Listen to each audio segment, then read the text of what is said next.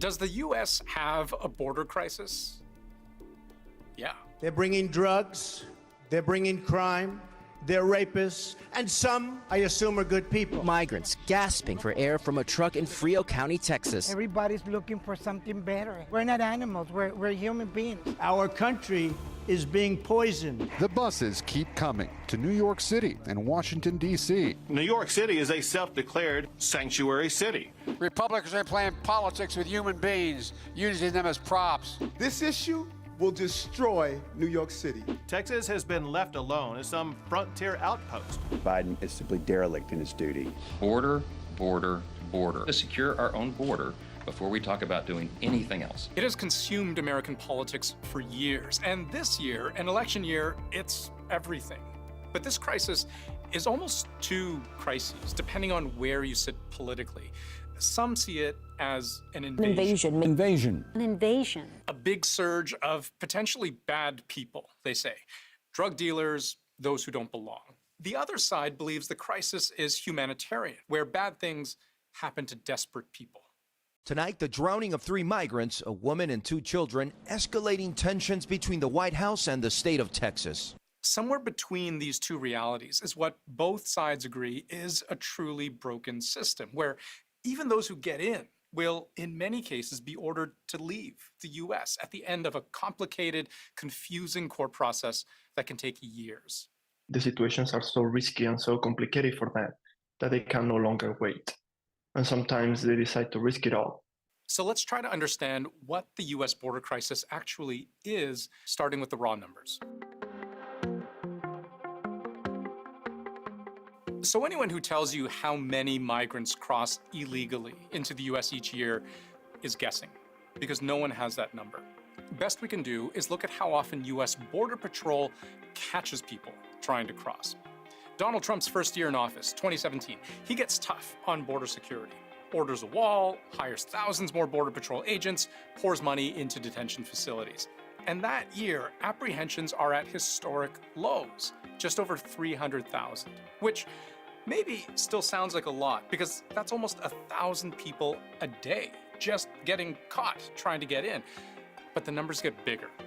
2018, just over 400,000 apprehensions. The year after, 859,000. This is still while Trump is president. 2020 was a funny year, the start of the pandemic, the start of lockdowns worldwide. People moved less, and the U.S. tightened its border. But a year later, Joe Biden's first year in office, the number of migrants trying to cross explodes. 1.6 million apprehensions. The year after, 2.2 million.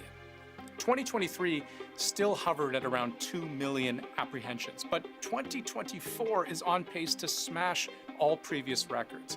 And everyone knows the problem isn't going away. The border is the worst it's ever been. You see millions and millions of people coming across the border illegally. We don't know where they come from. I've been clear from the very beginning, the system is broken. So when Republicans and Democrats talk about a border crisis, the numbers are their common ground. They just interpret them differently. Democrats point out Trump was screaming bloody murder about illegal crossings when they were already at historic lows. They had been for almost 10 years before Trump got into office. The crisis was manufactured, they say. Republicans point out, but look at the numbers now. If you wanted proof of Biden's, quote, open border policy, just look at the facts and look at the consequences.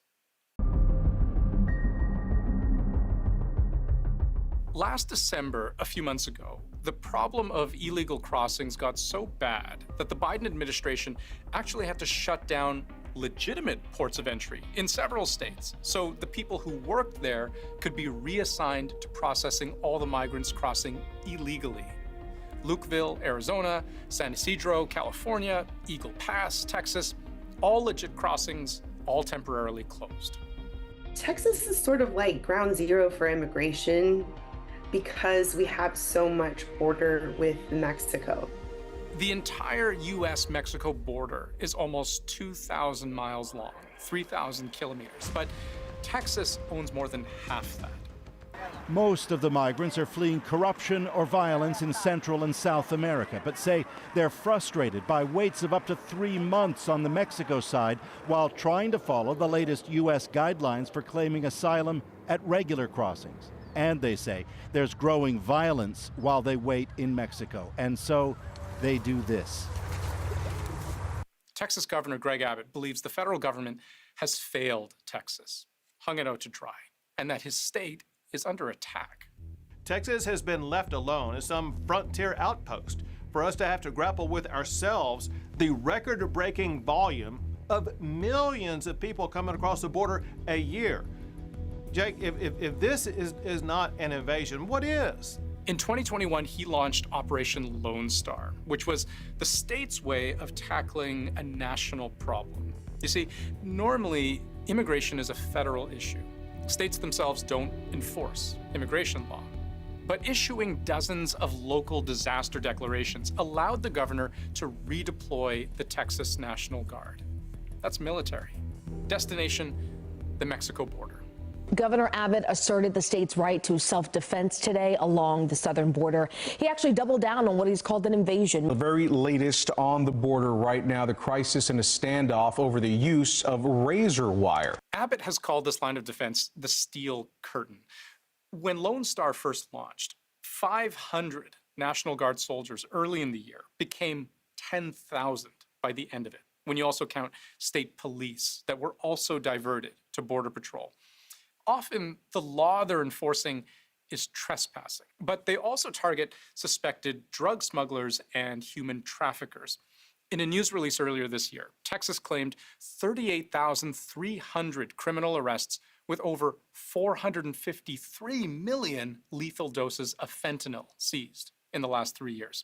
And the headline of that same news release, Texas transports over 100,000 migrants to sanctuary cities. That's where a Texas problem became everyone's problem. We have shouldered this course far too long. This is decimating the foundation of our city. It will undermine our city. New York is an example of a so-called sanctuary city, which is basically any city that goes out of its way to protect undocumented migrants. Sometimes that can be a don't ask, don't tell policy when police officers stop people. Sometimes it's providing services in spite of a person's immigration status. And sometimes it's just complete non-cooperation with federal immigration officials. Point being, the state of Texas targeted New York City, literally putting migrants on buses and driving them across the country. Within less than 2 years, more than 37,000 were sent to New York City, more than 30,000 to Chicago. Denver, Washington, D.C., Philadelphia, Los Angeles all received thousands. This is a political stunt by Governor Abbott. He's unfortunately using human beings as political pawns. New York's mayor said the migrant crisis would destroy his city. In Chicago, last month, they resorted to packing migrants into buses just to keep them from freezing. A month before that, a 5-year-old boy died in a temporary shelter. A medical emergency. We're not sure from what. But stories like this are emblematic of what particularly Democrats point to as the more urgent problem. So I was thinking to myself, how best to show how dangerous the journey can be for those people fleeing to the United States to claim asylum. You know, I could show you stats, headlines, maps of treacherous crossings, but in the end, I think I should just show you a photo. And I'll warn you, it is of death, a drowning. 2 drownings, actually, a father and his young daughter. So this was published in a Mexican newspaper. This is Oscar Ramirez and his little girl, Valeria. They were trying to cross the Rio Grande into Texas. According to the mother, the father and daughter made it. He told his little one to stay put while he went back for his wife, but she panicked. She jumped into the water after her father, and they both drowned. Overwhelmingly, it's Mexicans trying to cross into the United States from Mexico. But migrants come from all over Central America: Guatemala, Honduras, El Salvador, Nicaragua, Cuba, Haiti, also Venezuela, and as far away as China.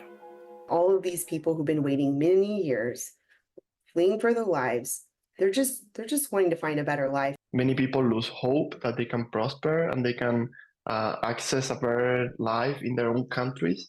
And if you combine that with some corruption in some countries, with some lack of freedoms and liberties and the repression, that creates the perfect combination for people then decide to leave and to find better opportunities somewhere else. I'll show you something. The Missing Migrants Project is an international group tracking who dies or goes missing while fleeing their home countries. More than 9,000 in the Americas since 2014, most of which happened along the US-Mexico border. Scrolling down, you can actually see the deaths as journalists uncover them. Look at this. 1 dead and missing. February 20th, cause of death, drowning. 1 dead and missing. February 19th, cause of death, drowning, and so on down the list. You know, there were 4 on the 18th, 1 on the 17th, more on the 15th, with links to details and source articles. We want a better future, says this Venezuelan. The journey's been very difficult, he says. We've been mistreated, we are hungry, we have suffered. The US-Mexico border is considered by the United Nations to be the deadliest land route for migrants on Earth. They know that they will face many challenges in their journeys, and they will face many barriers, including legal barriers, physical barriers, like right now the razor wire in Texas, deployed by Governor Abbott, that they will face social barriers. But still, that's worth it for many of them because what they have at home will be worse, in their opinion. Somewhere between this image of migrants as either invaders or huddled masses is the sober reality of what happens to so many of them who risk the trip and survive. The act of making it to American soil gives them the legal right, enshrined in US and international law, to seek asylum. But what they invariably come across is a broken system, wrapped up in some of the most intricate, complex laws in the entire US legal system. A few times now, you've seen Ruby Powers. She handles immigration law, asylum claims in Houston. Watch how she answered when we asked her, so if someone crosses the Rio Grande, gets stopped, what actually happens from that point on? Well, generally, the next few questions that their interactions with the Border Patrol are going to sort of lead to different scenarios. Whether or not they say that they are afraid to return, whether they get a credible fear interview, those types of things are going to lead to a different path. And in a way, if you had like a different decision tree, it's very convoluted. And also whether or not what country they're from, whether they have minor children with them or they are themselves a minor, it can differ even almost day to day. So even as a practicing immigration attorney, it is confusing to keep up to date with all of the changes. The fact of the matter is that if a claimant isn't disqualified immediately for being in the wrong place with the wrong reason, their best case scenario is often a drawn-out court process, unequipped to handle the load. There could be nearly 3.5 million people in immigration court. Now, depending on where you're under jurisdiction, there could be maybe, 3 judges in that court, or there could be maybe, 8 or 10. There are some courts that have so few judges and so many cases that they're getting booked about 3 or 4 years into the future. And unlike in criminal court, where if you get charged with something, you're guaranteed a lawyer who can fight your case, there's no guarantee of that in immigration law.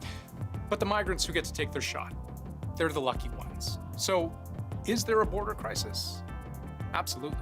It's time to act. It's long past time to act. It's a military operation. I mean, we have this is like a war. Problem is, there is no consensus on how to solve it.